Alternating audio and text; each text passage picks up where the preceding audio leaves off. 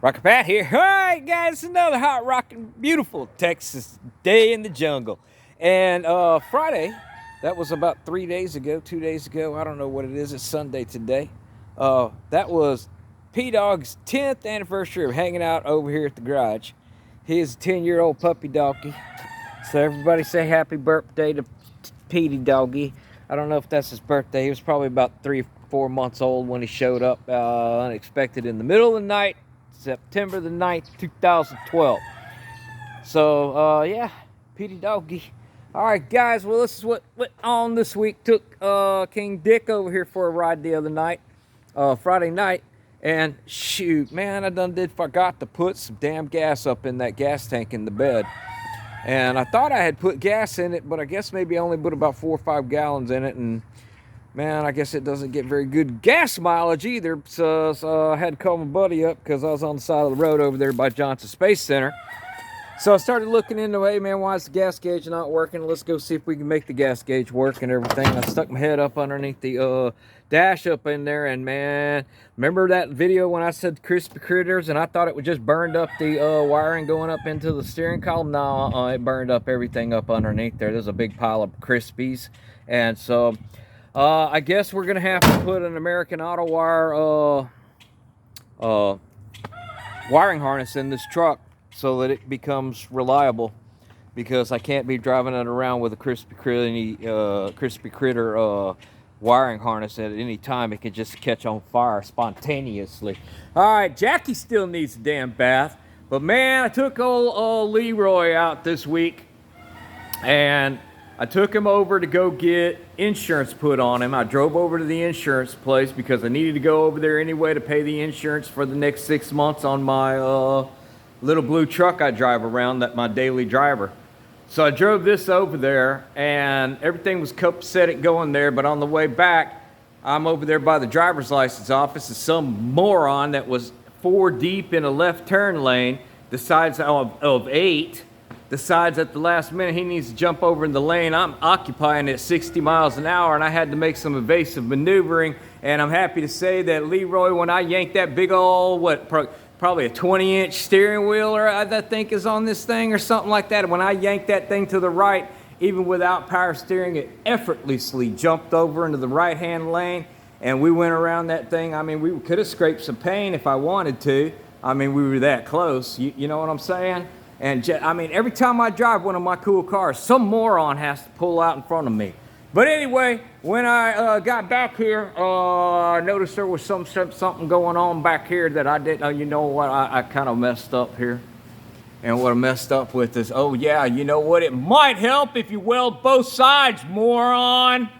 So, yeah, gonna have to fix that. So in the process, since we're already been rubbing our tires a little bit here, okay, and I've been doing some measuring, I really just need 1.5 inches, man. If I only had 1.5 inches, I got it everywhere. Just the rear end's just 1.5 inches too wide for what I need to do. I also figured out that I can take this and move it over here, and I can take this and move it over here, and I can take this off the frame and move it over there, and take that off the frame and move it over there, and that would take this spring and move it from the outboard side of the frame to the inboard side of the frame. You're giving me more clearance for big fat tires and everything. I love it. I need it. All right, so anyway, that's what's going on there, but I got some other plans here.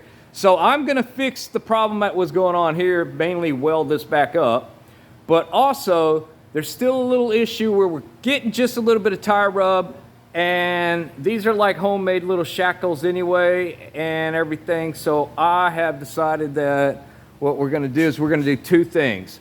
One, I'm gonna take this spring, or shock mount, and I'm gonna flip it around and I'm gonna make it come upward. I'm not going to change this one. I'm going to weld another one on with a gusset, okay? And I'm going to take this, because when this is in the car and it's sitting down, we're not utilizing this overload spring very much. It's not helping me any right now, because it's stretched out as far as it's going to go. So if I shorten this up and bring this up right here, okay, it'll shorten that spring and get a little bit more of the spring acting upon the car, because I don't think I'm getting very much of that at this point because I've jacked the ass end up so far. Does that make sense to anybody? Yeah. So we're going to take this and we're going to move it up there by welding these pieces on, okay? And I will drill a hole in this, and I don't have a drill bit big enough, but I do have an end mill big enough to do that. So we'll probably go play with my mill over there behind the heater if it'll focus. Yeah, you know the heater, the one that's just in the way here in Houston, Texas, because we never need a heater except for like 3 days a year. So anyway, what I went and did is, these are pieces that were left over from that 47 Chevy truck build, and they were the bumper brackets that got bent when the front end got damaged after I delivered it. So I took those. Those already had these holes in it. I had to drill one piece out. That was just it. One of them I had to drill because I couldn't save that one. It was too bent. So anyway, made some new shackles. When I put it from here to here, I'm going to gain 3/4 of an inch. Okay? I have the ability at that point that I can take them back off and I can drill it and I can find where we're going to be able to go. And then once we get that done, then I'm going to add the the shock brackets, relocate those so that that shock gains a little preload. Not a lot. I don't want it to be too much, but I need it to gain a little preload to preload so that this spring is helping this spring. All right. Well, that's what I'm doing there. And fortunately, oh, and another thing that broke on LeeRoy is that I bought a Champion radiator with a electric cooling fan. When I got back from driving over to the insurance company, the cooling fan was smoking and it wasn't turning, and it burned itself up. And LeeRoy's little $30 engine that he's tooting around with right now, that dude was getting a little warm. So we've got to, oh well, I don't say we have to. I've already ordered a Flexolite, a better brand fan to go on. So I've got to change that this week too. But I am happy to say that he drove well when I needed him to turn. Them big fat 255s gripped right into that concrete. And yeah, that's 255s in the front, boys. 255s in the front.